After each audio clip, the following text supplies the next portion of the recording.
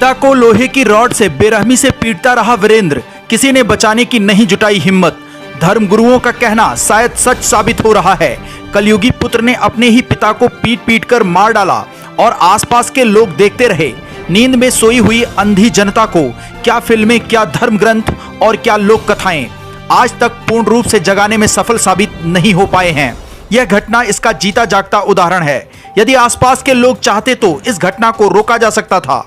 हर समस्या का समाधान पुलिस प्रशासन और सरकार पर छोड़ना आखिर कहां तक जायज है? घरेलू हिंसा और अपराध को केवल आसपास के लोग ही समय रहते प्रशासन को सूचना देकर और बीच बचाव करके रोक सकते हैं। चलिए अब मानवता को शर्मसार करने वाली इस घटना पर नजर डालते हैं। भदोही कोतवाली क्षेत्र के नेवादा कला गांव में बुधवार को दोपहर हुई दर्दनाक घटना ने हर किसी को झकझोर कर रख दिया।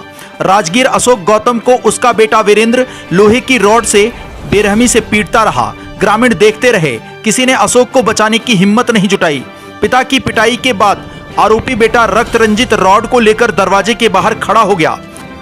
पुलिस आई तो उसे पकड़कर ले गई। घटना के बाद परिजनों में कोहराम मच गया। नेवादा कला निवासी अशोक गौतम श्यामलाल का इकलौता बेटा था। अशोक के 3 बेटे और 4 बेटियां हैं। बड़ा बेटा ब्रजेश मंगलुरु में पढ़ता है। दूसरा बेटा योगेंद्र प्रयागराज में MBA की पढ़ाई करता है। छोटा बेटा वीरेंद्र गौतम अभी हाल ही में यूपी पुलिस की परीक्षा में शामिल हुआ था। 4 बेटियों में से रत्ना वंदना की शादी हो चुकी है, वहीं अर्चना और प्रिया की शादी नहीं हुई है। ग्रामीणों के मुताबिक अशोक के तीनों बेटे की पढ़ाई का खर्च श्यामलाल ही वहन करता था। पेंशन के पैसे में से दादा से पिता के हिस्सेदारी मांगने से वीरेंद्र काफी नाराज था, जिसको लेकर पूर्व में कई बार अपने पिता को समझाया था, लेकिन वह नहीं माने। बुधवार की घटना के बाद बस्ती में सन्नाटा पसर गया। आकाश भूमि न्यूज जनपद वासियों से आग्रह करता है कि आवेश में आकर कोई निर्णय न लें। यदि पिछले 2 साल के आंकड़ों पर नजर डाली जाए तो जनपद भदोही में ज्यादातर घटनाएं पारिवारिक विवाद से संबंधित हैं।